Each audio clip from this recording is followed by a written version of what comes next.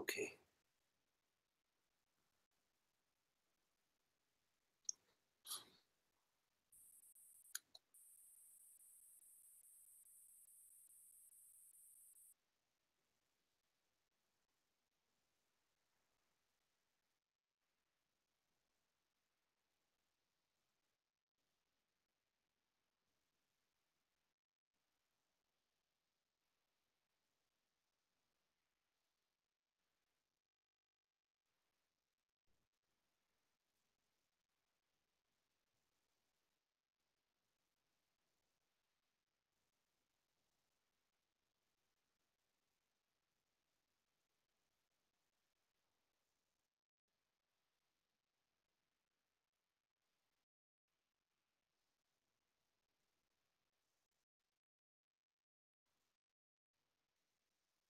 Before the word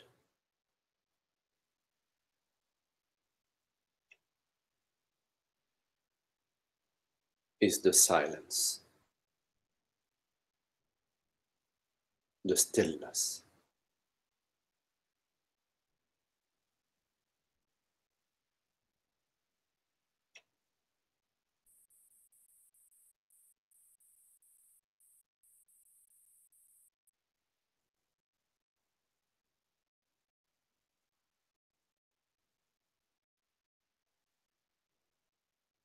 During the word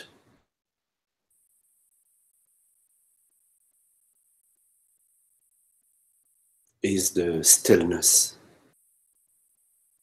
the silence.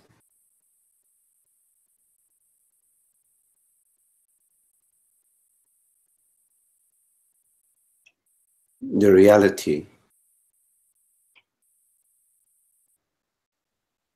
of what appears.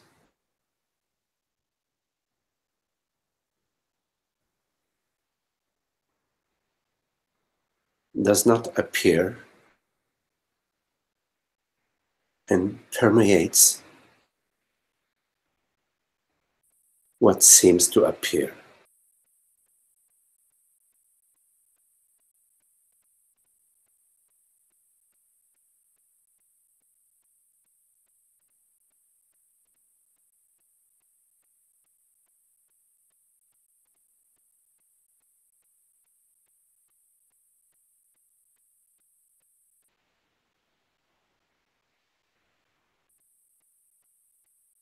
The mind looks out,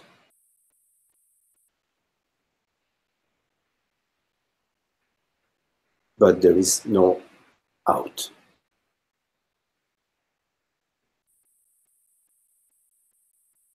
There is no in, nor is there an out.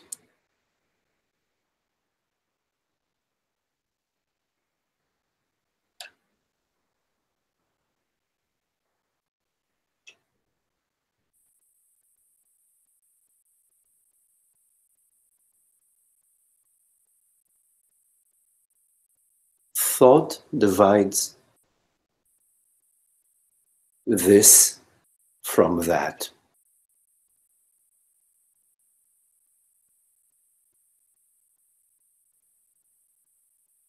But there is no this, nor is there a that.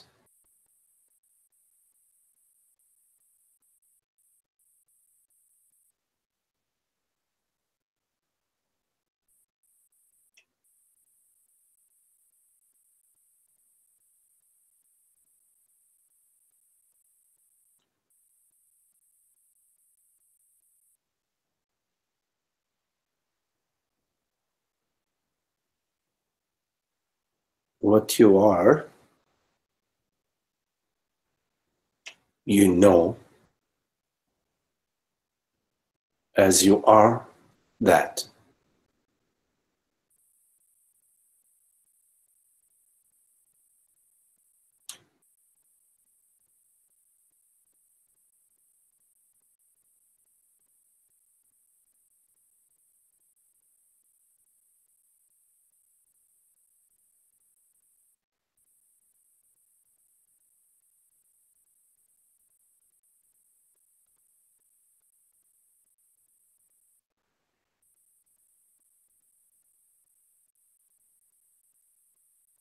When you are waiting for something,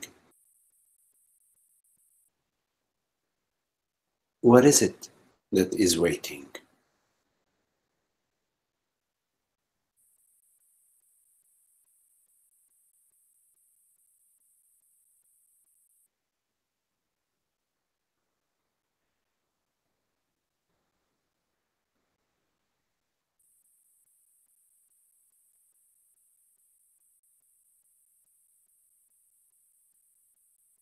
When you are expecting something,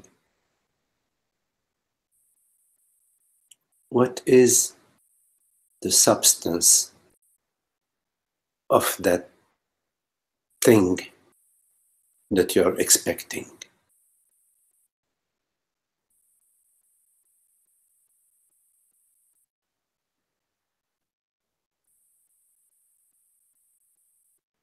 Is it not thought and images?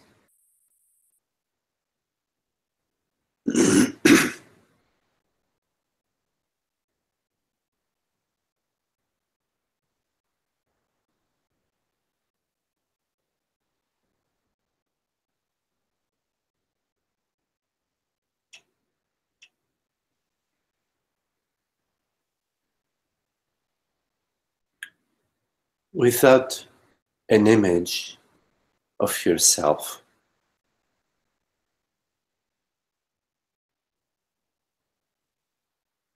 what are you?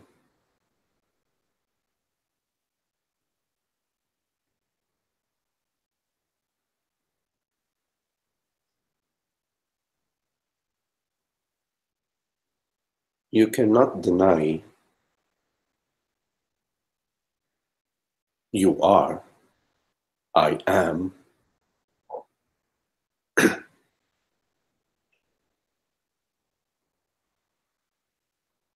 not the idea I am, not the concept I,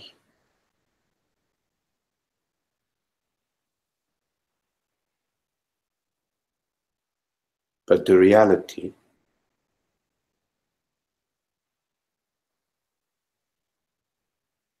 that cannot be expressed in words, but cannot be denied.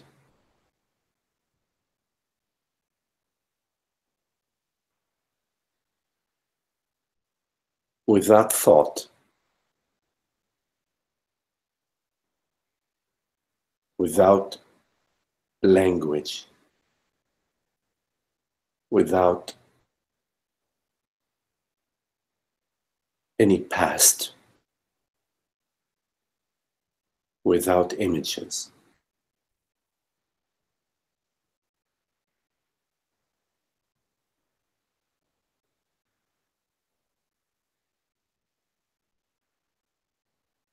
What is it?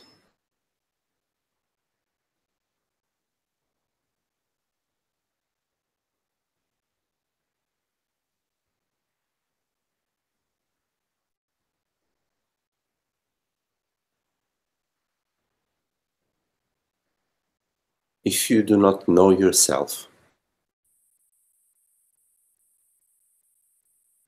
then the mind, thoughts will take you on an imaginary journey.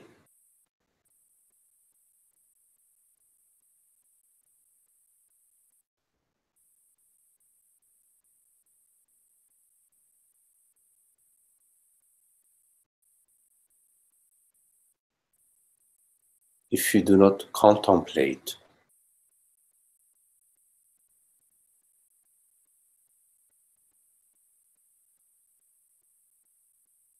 your seamless true nature, the seamless self, the universal self, thought, names and forms will take you on a very turbulent journey.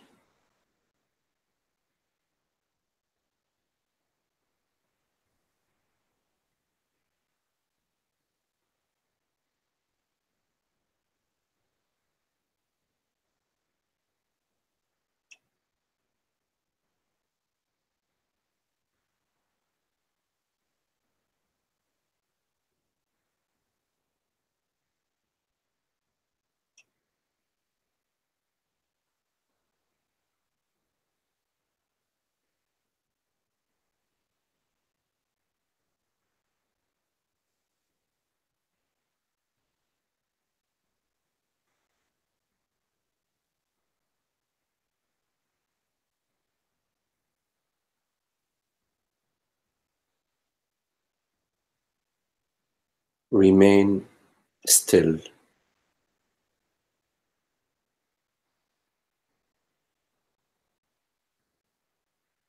empty.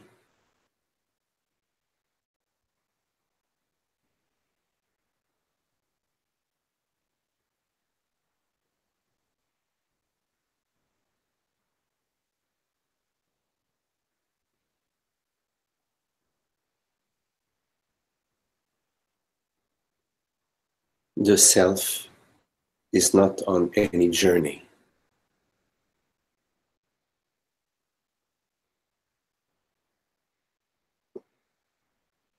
Inviting you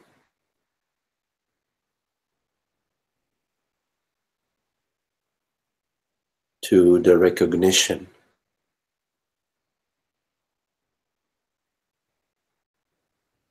of your innate peace and stillness.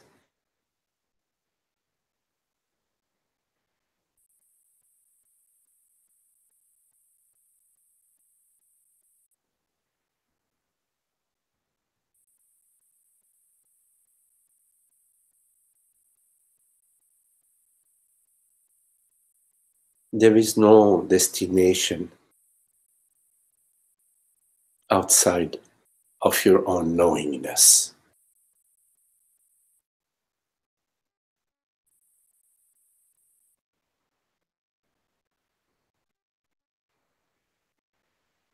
You are the knowingness via which you know this perception, via which you know you are knowing.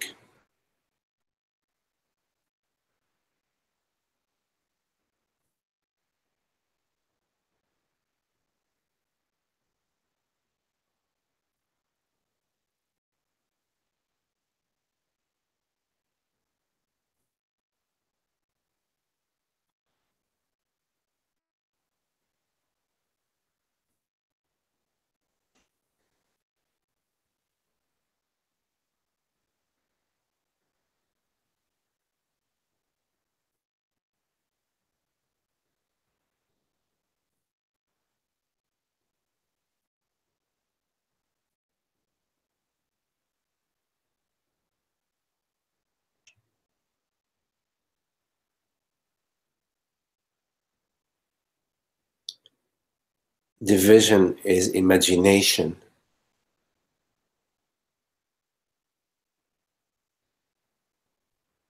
You cannot divide the sky.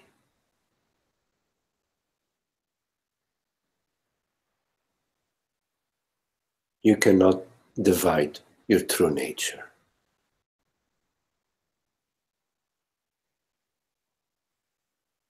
You cannot divide the formless reality of consciousness.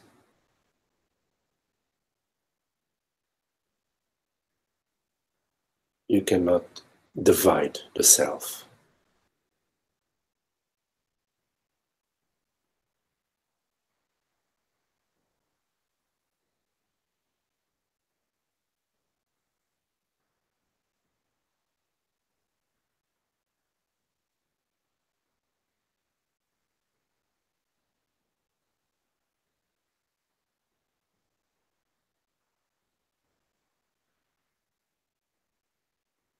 The primary division is I am a person.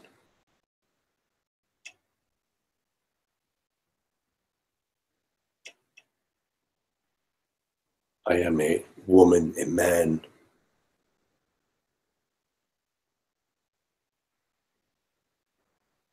I am born.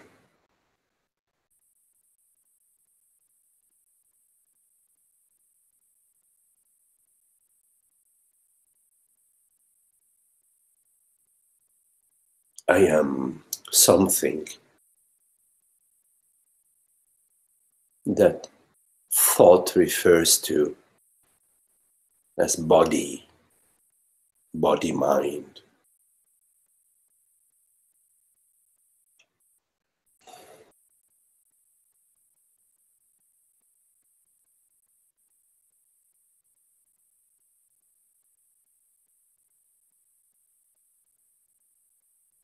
Be watchful of this initial division.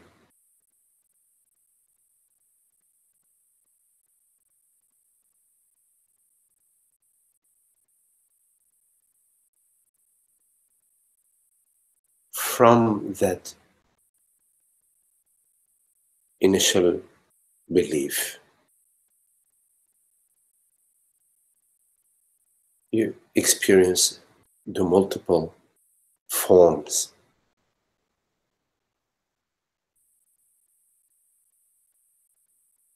and the unhappy sense of separation.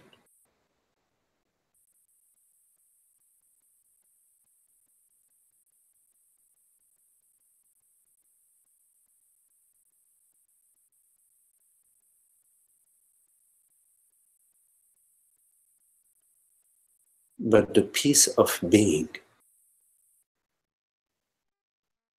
the stillness, the vastness, the silence,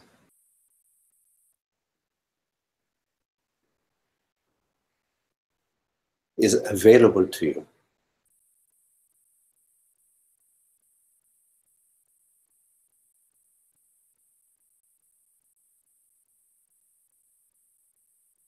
Do not disregard it.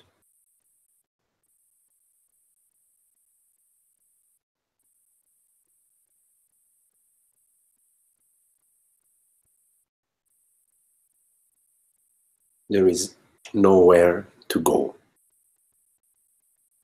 but awakening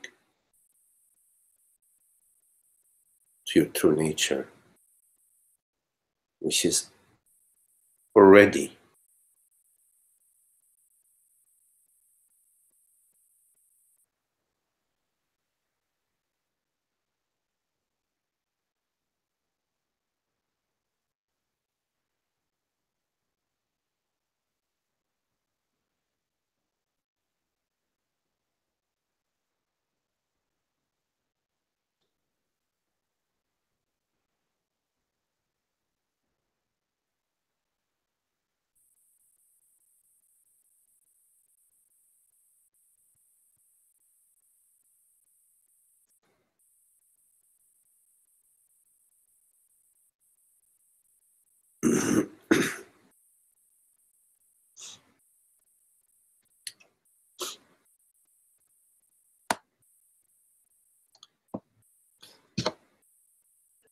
Hello, Ananda. You're right. When I speak with others, there is an element of consciousness talking with consciousness. There is also the appearance of person speaking with person.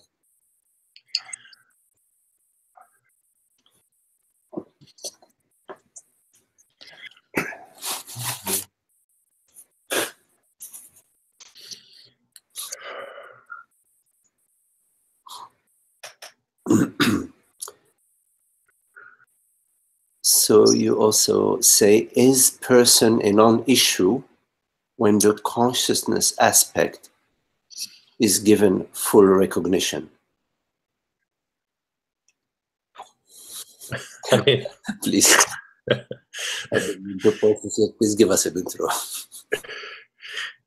thank you.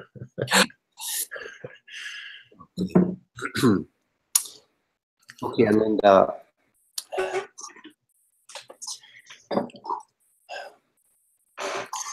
when you are speaking with others,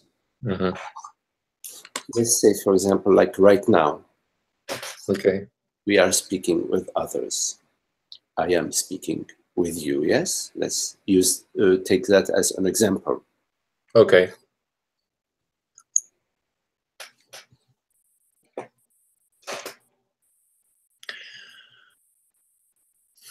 Who and what is the other? In the absence of an image of myself or an image of another,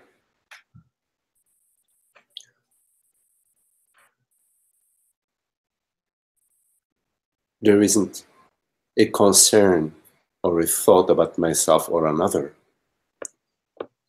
because that image of myself or that image of the other is absent. Yes? But in terms of my question, it's as if the image or some ghost of the image is always present in the functional aspect of, talking. Or is it present right now?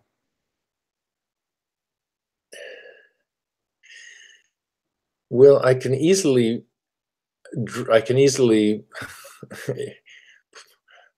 bring it up, There's Magdi, but they are thoughts. Yeah, there's Magdi. Here's the interplay of ideas, etc.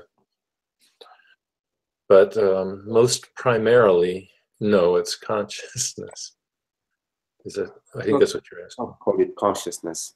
The question is, in this very moment, as you are speaking or as you are hearing these words, is there any image? No, especially right now when you ask that question. I check in and there's no real image. Okay. And let's say there is an image. Let's say I look and I see I have an image of Ananda. Yes? Mm-hmm. And I see the image. Yes? Mm-hmm. Now, when I see the image, there is an image. Yes? Yeah, well, yes. And there like, is, like in a dream. But go ahead. There's an image. Yeah. But there is also the seeing. Or we can say the seeing of the image. Yes. When there is the seeing of the image, what is it that, at that moment of seeing, what is it that predominates? Yeah, so I'll just use the word awareness. It's the awareness that's predominating in the seeing. The moment of seeing, there is the seeing. It's the seeing that predominates. Yeah. And then we drop the seeing, and maybe we go back into the feelings that I have about the image Ananda. Okay. So right. At the moment of seeing the image goes into the seeing. It is trumped by the seeing. Yes. That moment of seeing, you have to cherish that moment of seeing, meaning you have to honor right. the moment of seeing. Because outside of the seeing of the image, image and the feelings, they're running wild in a way. Right. Can be compelling in a way. They can be compelling in a way. But in the seeing, there is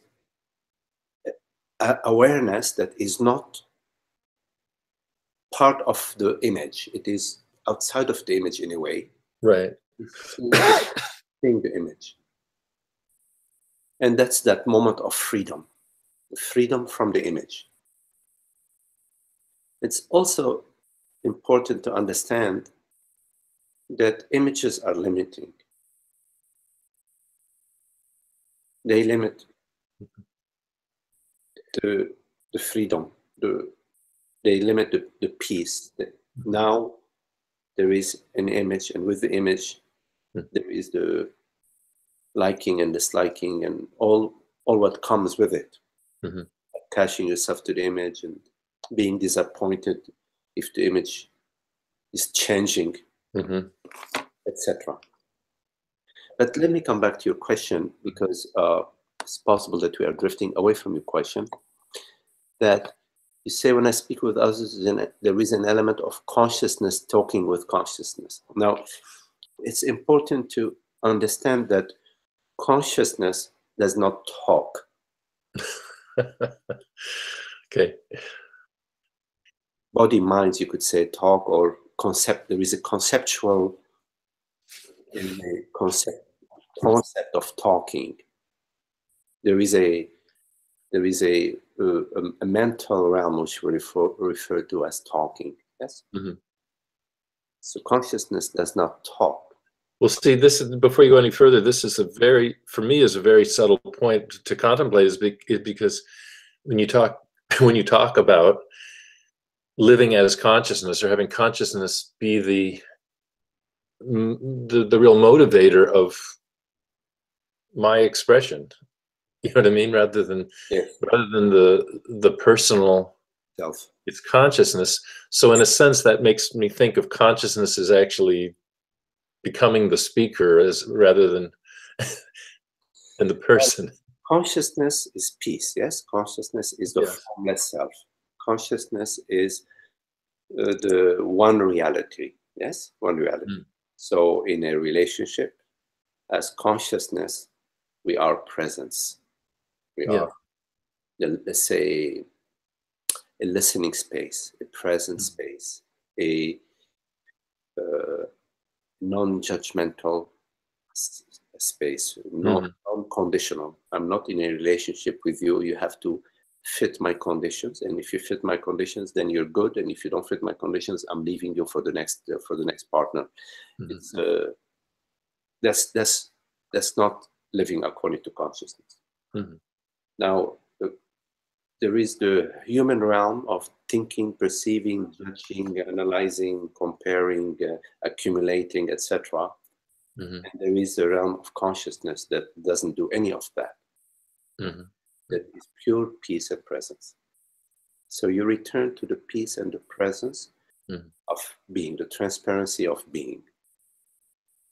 Consciousness perceives everything and everybody as itself. So it is always perceiving itself.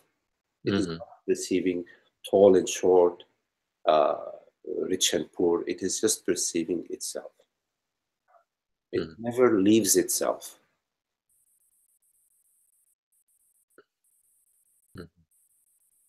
So the human realm, I'm relating with you. And as I'm relating with you, there are very subtle intentions, personal intentions. Now the question is, how can we be in relationship completely intention-free, personal intention-free? I get that. Good question. And to live according to consciousness, that would be a good question to contemplate. How can we be in relationship without a tomorrow?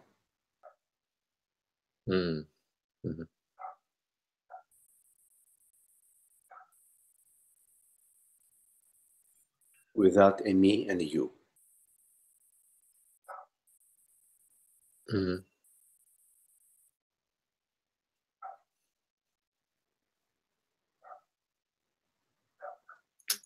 Yeah, I was thinking about that in terms of my question too, is the past, just this idea of past or of time and space, to actually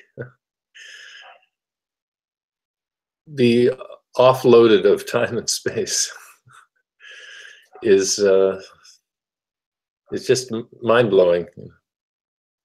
Yes, because consciousness is eternal, meaning it is not in time. It has no time element in it. It's not moving in time. And consciousness is infinite. It's not moving in space. It's not looking for some better place.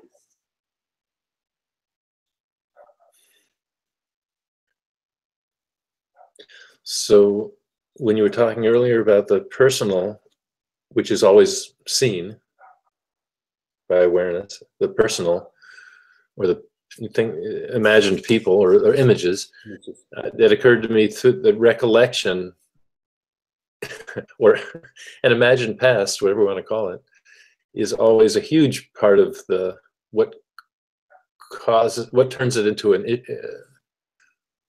a problem zone. Yes. Yes, but in this very moment, we can be free of the past. That's what's beautiful. Mm. And so we live as the freedom from the past. But I understand what you're saying, that the past can become a burden about regretting and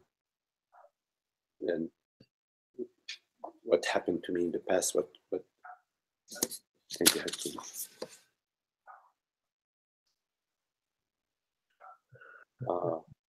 I'm not sure how to yeah, I'm not sure how to. Okay.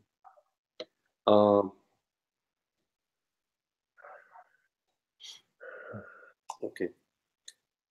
Where were we? What was I saying? I don't know. I mean, we've looked at the issue. I mean, you know, you gave me the basic, as always, you know, the basic picture of freedom from limitation and division, and that's a good answer. That's Yes. it's just I feel almost like I'm in a dream, not in a bad sense or anything, but just going about my work, driving around, everything. It's appearing, and Mm-hmm. and one thing says, you know, it's appearing, and so what? Another thing says it's appearing and it's enjoyable, and another thing says if there's any problem at all, I can refer to. Well, I'm sorry. What is it that is appearing? That is appearing. The world appearance. You know, like driving through Petaluma, or. Oh, okay. Okay. It's appearing kind of as in a dream, and yet I don't have the clear distinction that you have, apparently, you know, of the awareness and the appearance. Turn your attention rather than turn your attention to what is appearing. Mm-hmm. Turn your attention to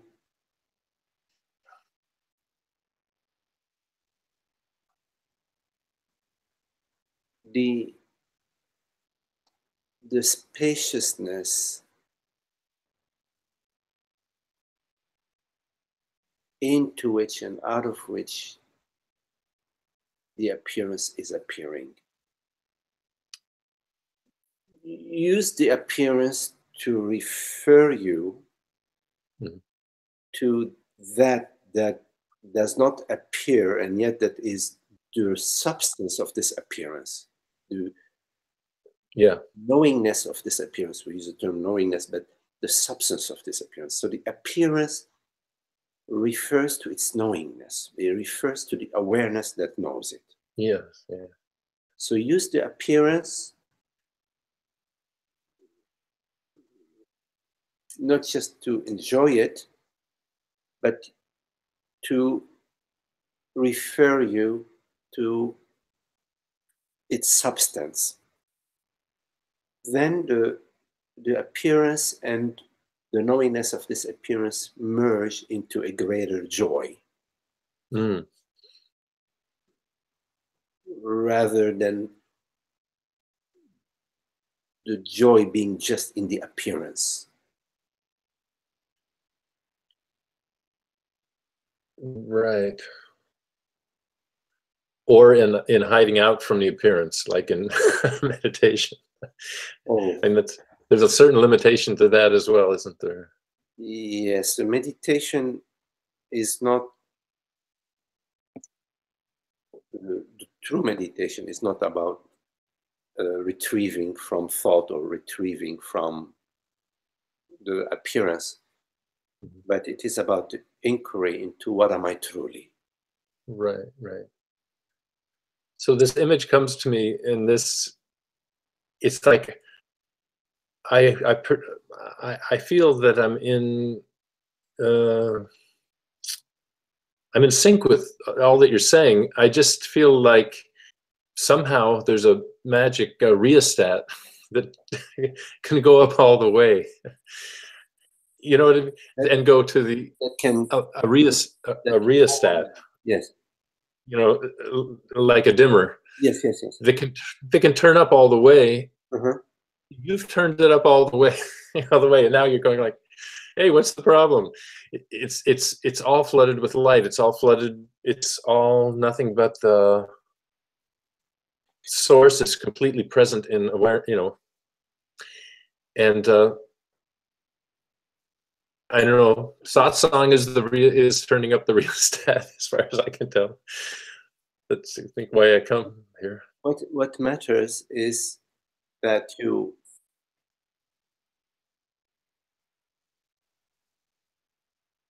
experience this borderless presence,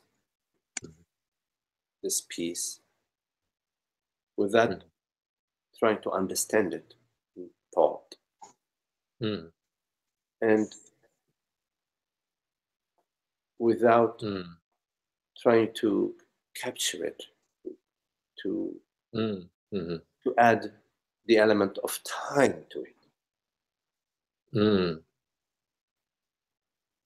Because when you add the element of time, you are objectifying it, and in objectifying the piece, you're objectifying yourself. You're separating yourself as a subject from the object.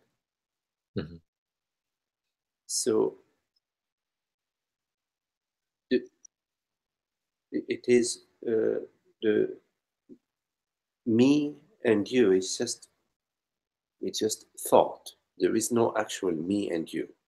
Conscious, seamless. It's a seamless. It has no me and you in it. It's just a formless, seamless beingness, being awareness. That what I, we refer, that the term I, that's what I refers to.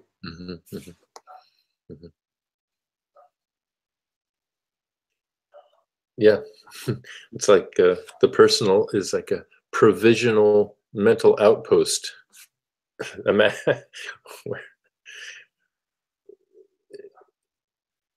Anyway, I'm just... there is no personal I.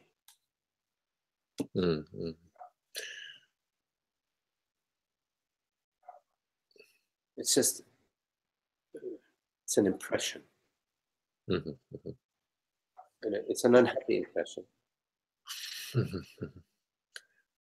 Yeah, I like the way you've said that. I've seen in some of your writing and posts or discussions saying that, well, good luck. You know, if somebody says, "Well, I want to be a human. I want to be a full human," you know, and say, "Well, good luck being a separate being and being happy." Right. But okay. It's all imagination. And it's not needed.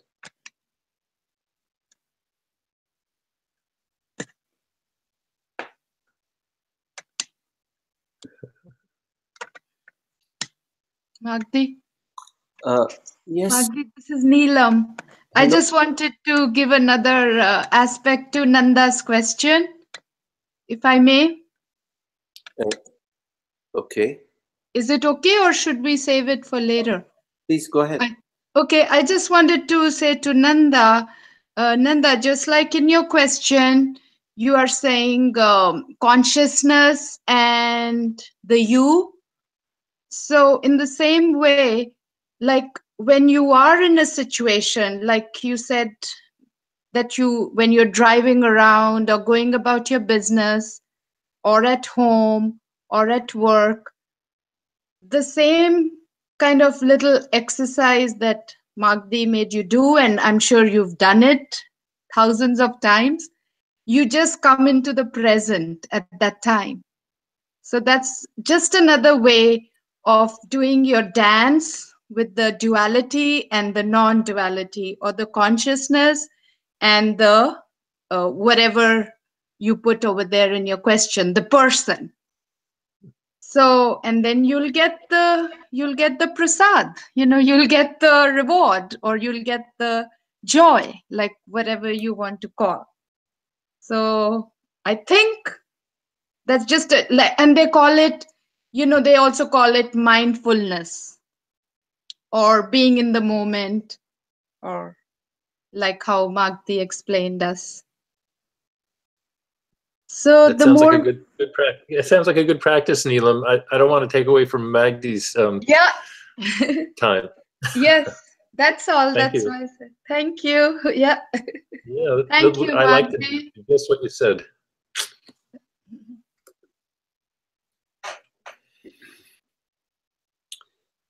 Hello, Shiva.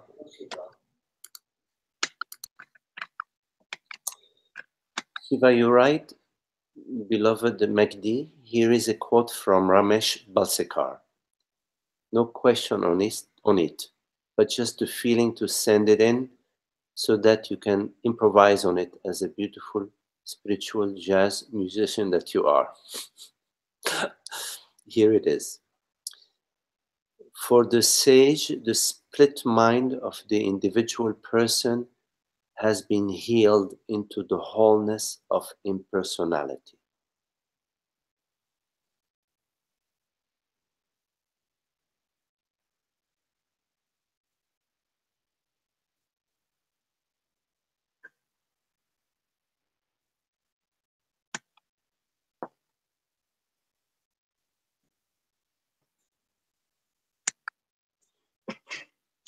No event, no experience gets recorded into any particular individual reaction. And this kind of inaction of the sage is obviously not intelligible for the average person.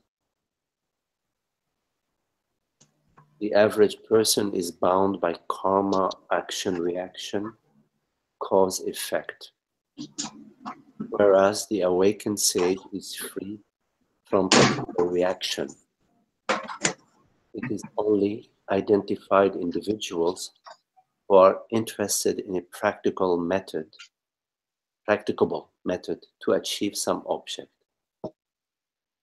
All that is needed is an understanding as such without the presence of an individual comprehender.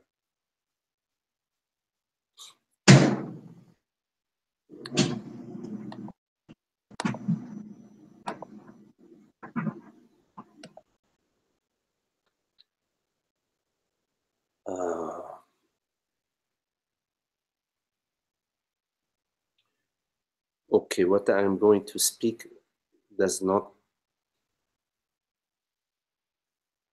refer to Ramesh Balsekar's teaching, or it's not my business to comment about his teaching. But I will say some things that are in parallel, but not related to his teaching, that are inspired by what I'm just reading.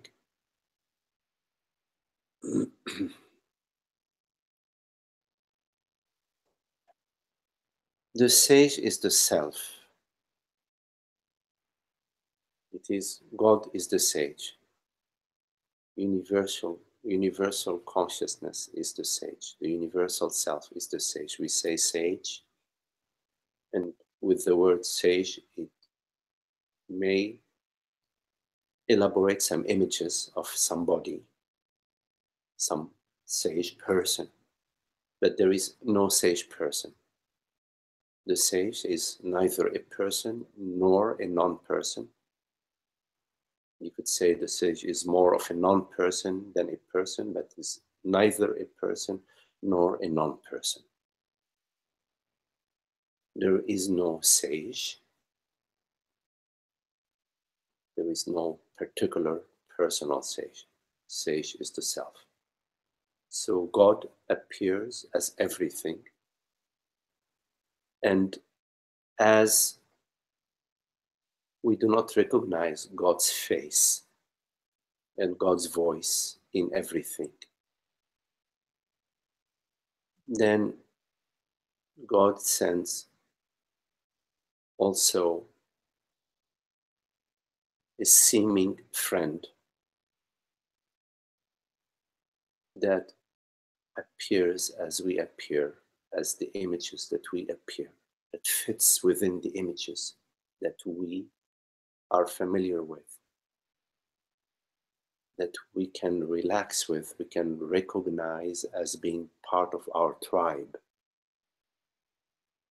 And it allows this recognition of, at the mental level, at the phenomenal level, allows us to open up and relax. And in this relaxation, then there is an openness. And when there is this openness, the job is done. Because the sunlight is shining, it shines through this openness without a word being uttered. So the sage is such in the way that I just spoke. For the sage, there is no individual. There is no individual person. The sage perceives everything and everyone as the self, as the one self, as I, as the universal self. And there is no healing, because if there is healing, that would be a pretty sad state of affair, because there are then the ones that are healed and the ones that are not healed. And if there is healing, that means there is a truth to a problem. There is a truth to ignorance. Ignorance is just a dream impression. You are dreaming that you are a separate self. You are dreaming that you are a person and that there is a lion chasing you. But in fact, you are neither a person nor are there any lions. So how would you be healed from the dream?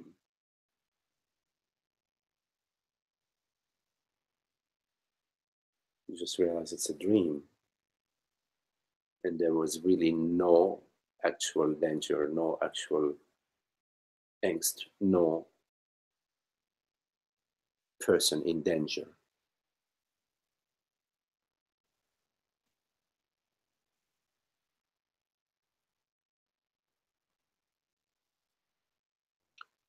The sage's action and inaction only belong to your mind.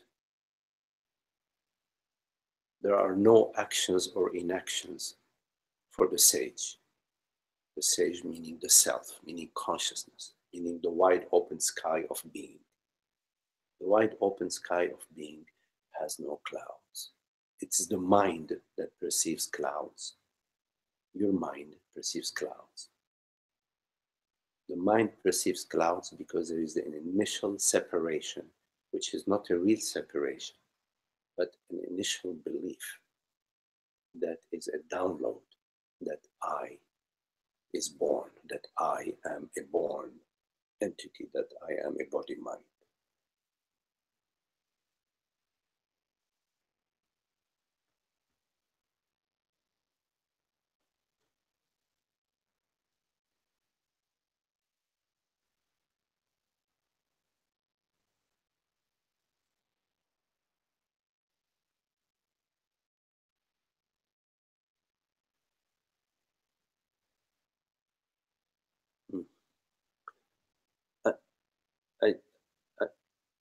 I will not say any more about this. I'm sorry, Shiva. That's all I would care to say right now. I don't like to comment too much about somebody else's teaching, so I'm going to leave it at that. Hi, Magdi.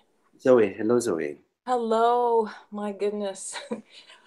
I feel like, you gave this analogy when you were speaking with Holly last time about dropping a corrosive substance on a weld, and how that corrosive substance just continues growing until the structure just starts to fall. And for me, last week when you spoke about, when I asked you about what am I truly and the difference between that and who am I, and when you said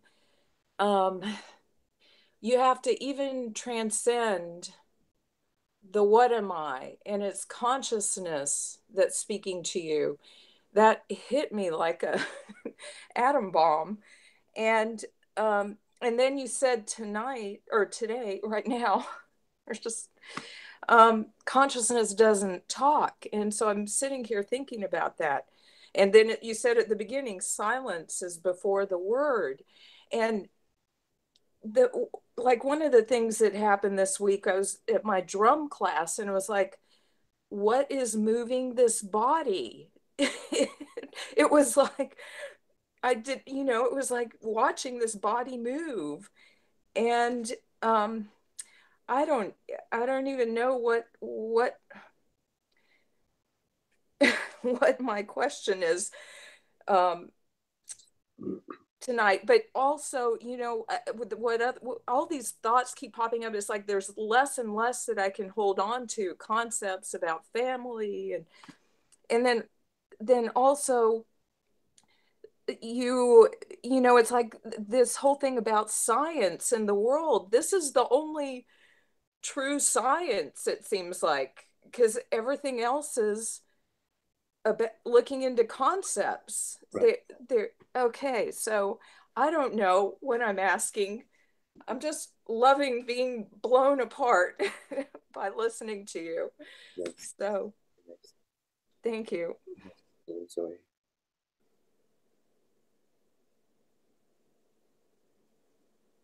In terms of what moves me,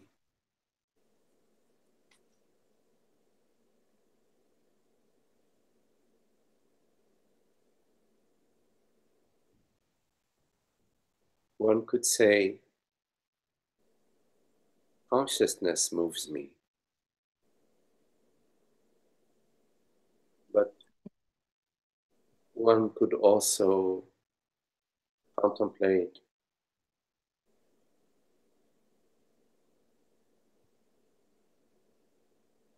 what is movement.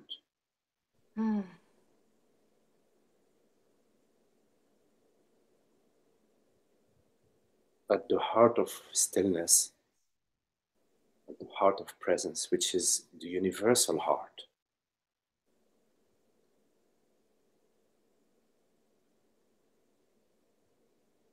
What is movement?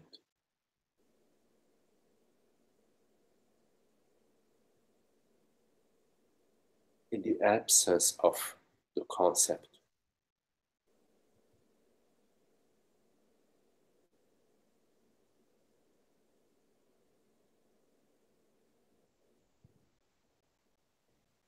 Before the word.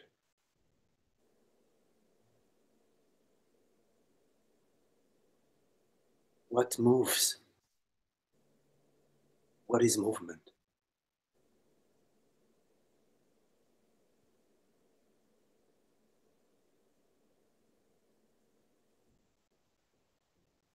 Nothing. So we could say like the non-movement of movement. Isn't that something? The non-movement of movement.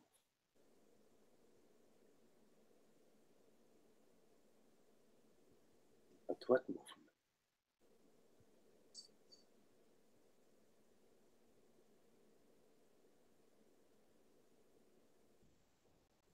So it sway, so it sway.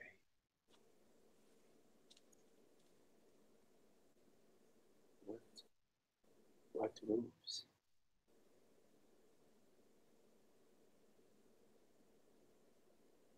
There is a Zen koan, you know.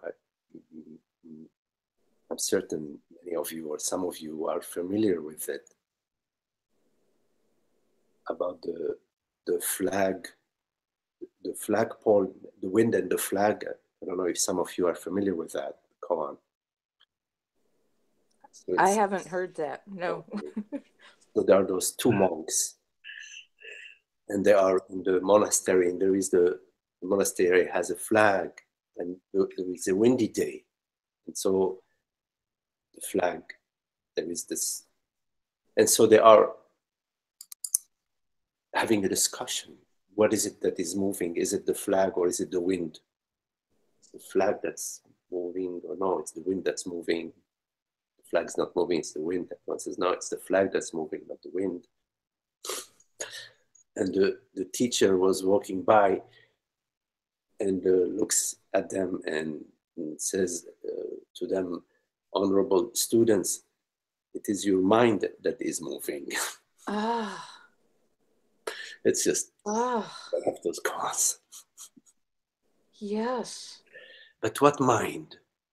Well, that's the other thing that came up this week is the mind. Yeah, the mind doesn't exist, but then yeah, I guess that's I don't know, Magdi, I can't even think right now. What mind? What?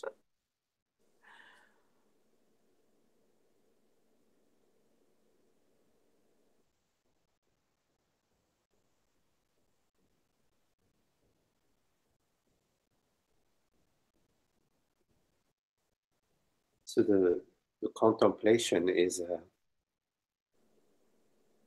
sort of, you could say, it's like a relaxation, an ongoing and ever deepening, ever widening relaxation into being, to being awareness, into the stillness of being.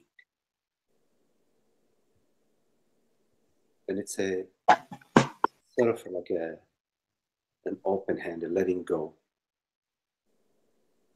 Not an efforting to let go, not I need to let go, not struggling with thought or with, it's just in the relaxation, like when you go to bed at night, it's letting go of the body, you let go of the thoughts, you let go of your car, your garden, your home, your friends. It's sort of this letting go in the waking state, to be awake as in deep sleep. The tendency to hold on, the tendency to crystallize, the tendency to formulate, the tendency to structure. You just sort of notice that and the unnecessary aspect of that. And to just be like a fluid, like a stream, fluid with the bank of the stream.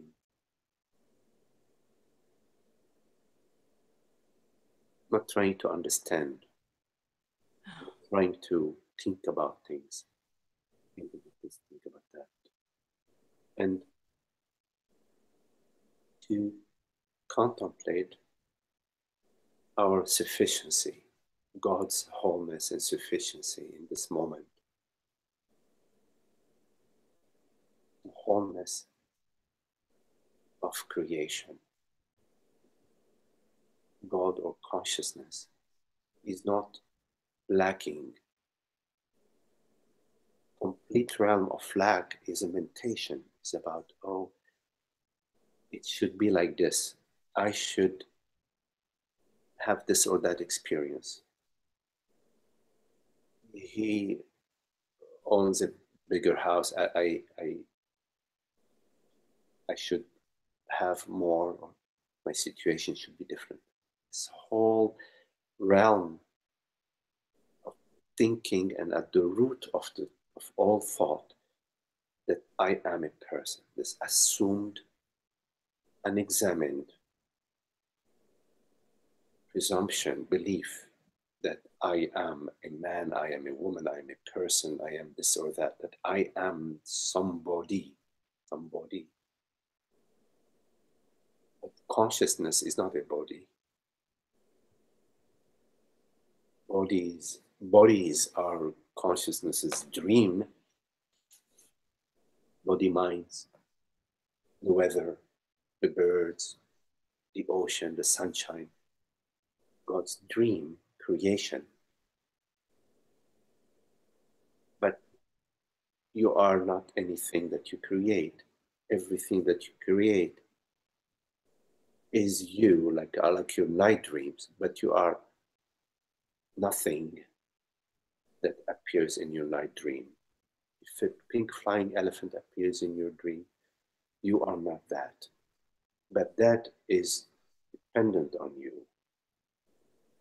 Dream characters in the dream realm depends on you. They are subordinate to you. You're subordinate. You are not defined by anything that you perceive or that you experience. So why do we seek? We're always seeking experiences. What for? Comes from some sense of lack. And when we are seeking, we are giving veridity, we are giving power to this lack, to the sense of lack. And so it remains in our space. But when we stop, and we say, what lack? Let me see what would be lacking if I just remain still. And we'll notice thoughts are saying, no, don't be still. Go get that. Go try to get this better. Try to get better than this. And the thought will try to tell you, no, don't be still. Move. And you will feel, I need to move. But don't move. Remain still. Remain still and contemplate that all these movements are imaginary. They're imaginary movements. There is no real movement. Consciousness does not move.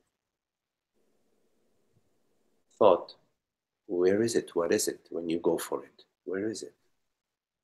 Any sensation, any perception, when you go for it, where is it? What is it?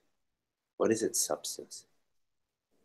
It's always consciousness that is. Consciousness is.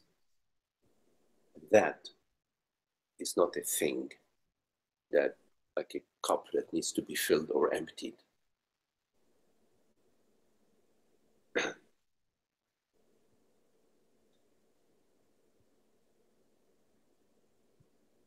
Watch of your knowledge. Watch your knowledge. Your knowledge is your trap. Your trap. You're carrying on with you the past. You are carrying with you rotten eggs and rotten tomatoes in your bag that you're so proud of. They're rotten. All your past that you're carrying with you.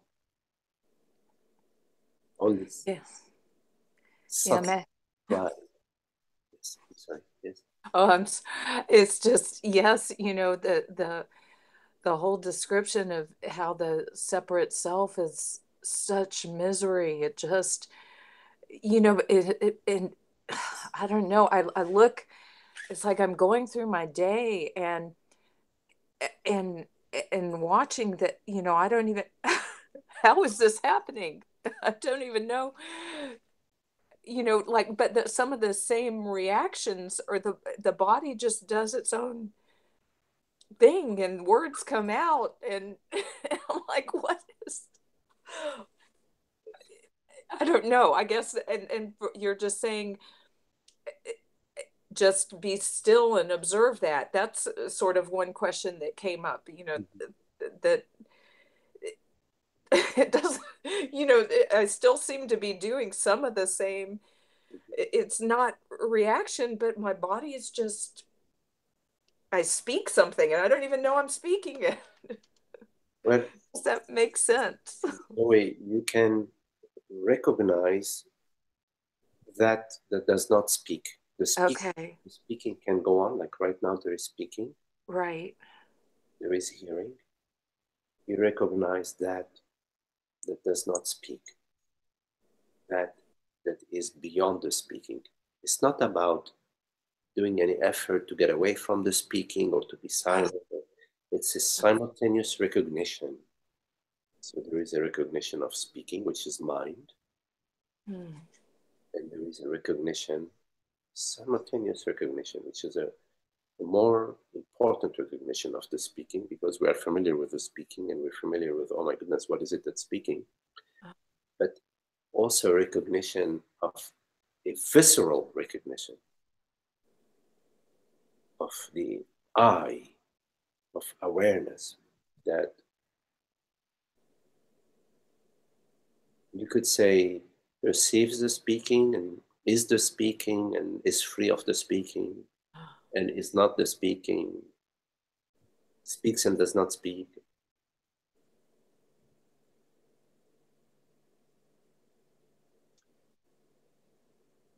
So there is, yes, the speaking and the mystery of speaking and how is this unfolding. Yes. And at the same time, there is no speaking. Oh.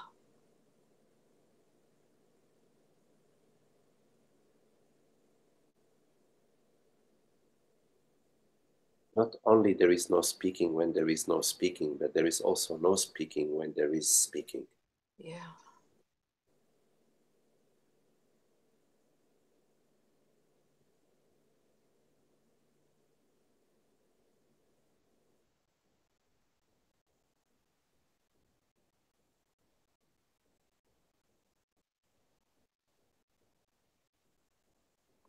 Remain as the not knowing. Yeah. Remain as the emptiness of being that you are. Notice whatever is unfolding from that place that is not unfolding.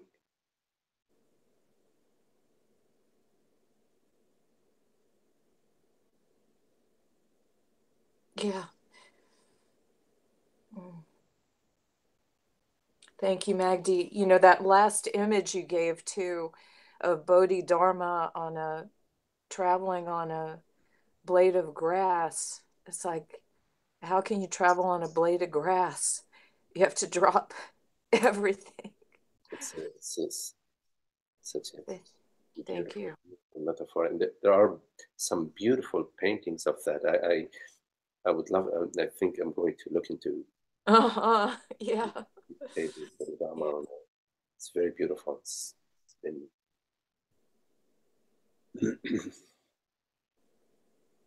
Thank you. Okay.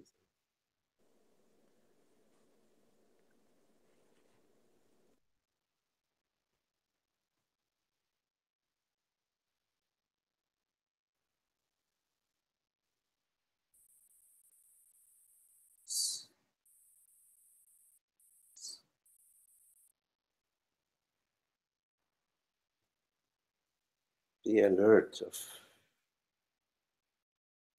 subtle spiritual pride.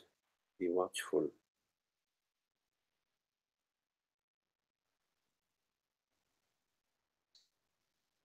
There is a trap along the path that has to do with subtle spiritual pride, subtle images of I know, something I know, a practice that I know, or something that I know. Watch for it.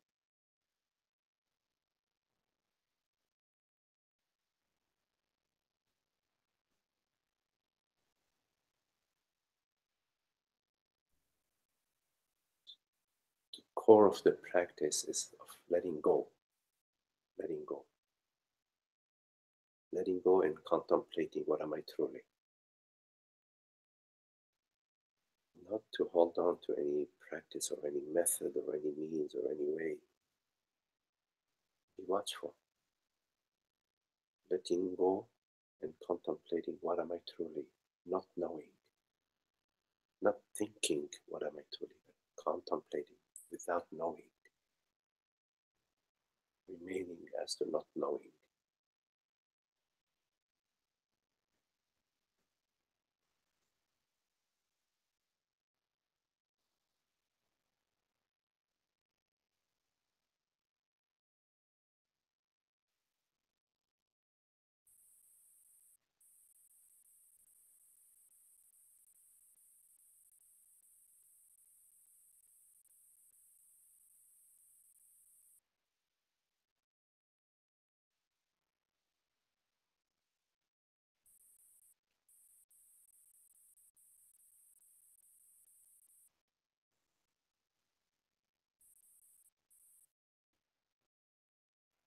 Any questions?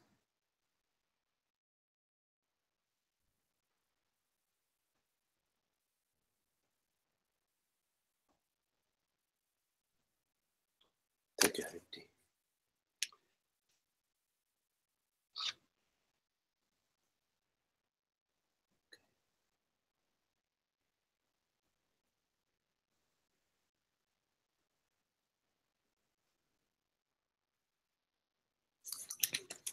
Okay, just want to remind you of the 2 retreats that are coming up. The one that is scheduled in Costa Rica for June 16 to the 19th. It's outside of San Jose. And it's a 4-day retreat, and the cost is $450, including lodging and vegetarian meals.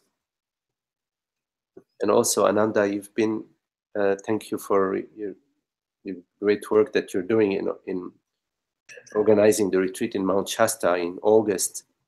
Yeah, really lovely. I don't know if you want to say some words about it, but it's... Well, I think it's going to be wonderful. It's one of the most beautiful places in the world, and I keep saying this when I make posts and things, is that if somebody travels a distance to get there, if you can spend a few extra days, it's one of the most beautiful places to be. So it's a perfect time of year and everything. And beautiful house, the Namaste house, where about a dozen of us will be with Magdi, and that's several days. It's going to be wonderful. Unfortunately, Zoe can't make it. So sorry. And there's been a few people who've said they can't make it after considering it. Yes. It's just August 3rd to the 7th. Just wanted to mention the dates. Yeah. And I think we arrived to the price that would work was $600 per person. Yes? Yeah, that should cover it. I hope. Well, it'll be, you know, I haven't done this sort of thing before, renting a big house and a smaller cottage for Magdi and Tara to be in, and then we're gonna have a caterer come in, and we also might do our own breakfast. We have a big kitchen at the house. Right. So it's going to be a very beautiful community feel. Very lovely. And I think the fee includes the lodging and all lodging and all food. Yeah. So once you get there, you don't have to think of spending anything for the 5 days. You know, 4 nights and 4 nights and 5 days.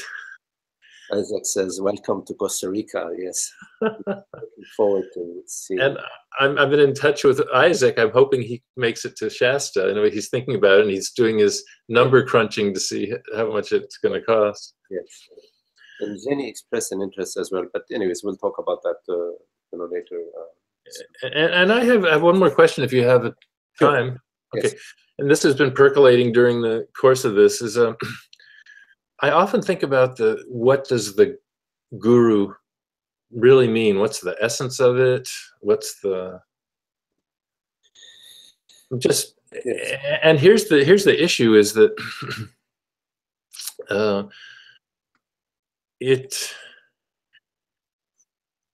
it's a traditional thing in India, you know, goes back thousands of years. It's, you know, it's traditional that you have, there's a lot of respect.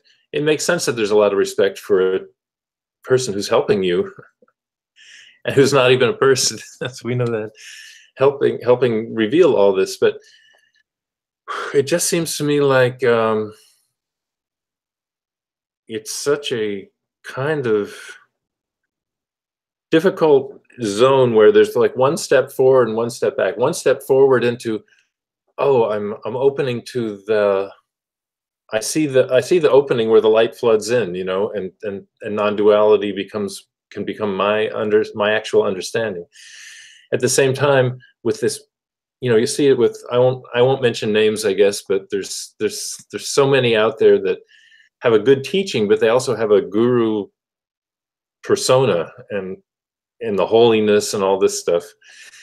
And that seems like one step backwards for somebody who's making much of another person, and I'm a person, they're a person, and the with devotional fixation and stuff like that. So just maybe you could. Yes. A guru is, of course, a teacher, a friend, a helper along the way, somebody who has traveled the path, and now the light is shining through them, and they can radiate the light and expound the teaching to other friends, students. There are a guru teaches from their level of realization. In very, very, very few cases, a guru can speak from their level of realization. The student can perceive beyond. But most commonly, the students can comprehend at the level, can rise to the level of the understanding of their guru, of their teacher, and merge into that understanding. And the guru is a very wide term. There is a distinction between, I believe it is I mean, if I'm mistaken the terms, please excuse me. Upaguru. In the is the one who teaches you violin or something. There are, you know, I think there is like Upaguru or Karana Guru, and there is a Satguru, but just, the terms really don't matter. But the significance of what I'm sharing is what matters. Yes, yeah. That there are gurus that help you along the way. They're like stepping stones on the shore, and guru can. You can meet somebody who can be like a mentor or a teacher, or inspire your devotion, or inspire your mind, your reasoning. And at some point, you may transcend that guru, meaning you may exhaust your dependency, your learning, your growth, your blooming, your flowering with in that particular teacher, with that particular teacher, right. And you may find yourself traveling to different teacher, or no teacher for a while, and then maybe another teacher. At some point in your journey, well, just before I say that, there's always some resonance that the student experiences with the teacher and the teaching. Right. It could be the resonance because of the teaching. It could be the resonance because they like the teacher, or the persona of the teacher, or there may be a resonance because they like the whole environment of the teacher, the whole sangha, and what the sangha provides, or they may like the teacher because of not just the environment, but also the convenience that may be offered in a particular ashram. So there are like many different levels of resonance and of fulfillment, you know, with a certain teacher. But In the spiritual journey, meaning in the inquiry into truth, in the inquiry into the reality of consciousness, there is one destination. And that destination is the complete slaying, the complete dissolution of ignorance, the end of ignorance, and the abidance, the arriving to the other shore, being settled on the other shore, being in garden, in God's garden, being in God's castle. That's that. So there is one destination, and at some point in your journey, you will start to experience that sort of dissolution where the structures will start to sort of collapse more and more rapidly, and there will be a certain alignment that you will experience, and you will find yourself in the presence of the teacher that speaks to you in a way that is constantly resonating for you and sort of honing you home. Ultimately, the student and the teacher merge as one, and there would be no more student or teacher, but just a loving friendship, and that is full of gratitude and mutual recognition. It's a silent recognition of itself, and that is the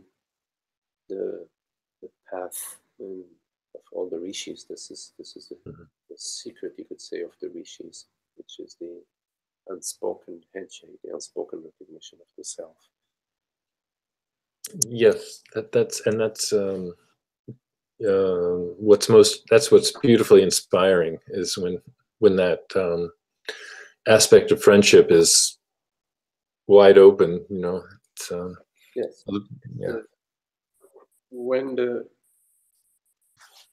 student is ready, the teacher appears. When the fruit is ripe, that little breeze appears that loosens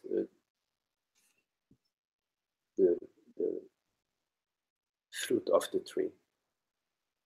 So there is no teacher outside of the student. The student is what calls the teacher, what brings the teacher forth, what brings the teaching forth. Outside of the student seeking the teaching and honoring the teaching and dedicating themselves to the teaching and to the teacher that embodies the teaching, there is no teacher. Great, because it seems like it's important to recognize that the whole idea of seekerhood is a transitory phase, or a provisional position. We go from a seeker to being a truth lover, and then to be the truth.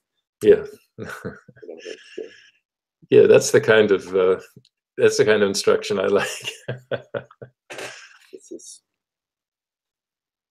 Because then they can enter into it with no reservation. Absolutely. And the more you are on the path, the more you are in love, and the more love grows in your life, in your space.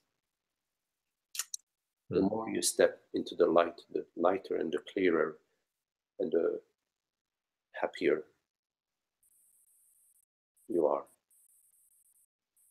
And your journey into the light is not on behalf of yourself. It's on behalf of the entire realm. It's on behalf of consciousness. It is consciousness. Consciousness doing, consciousness wish, and consciousness love, the love of consciousness. Beautiful. Okay, Nanda. Okay, everybody. Very, very beautiful to be with you all. Thank you for your love, for your friendship, and we'll see you soon.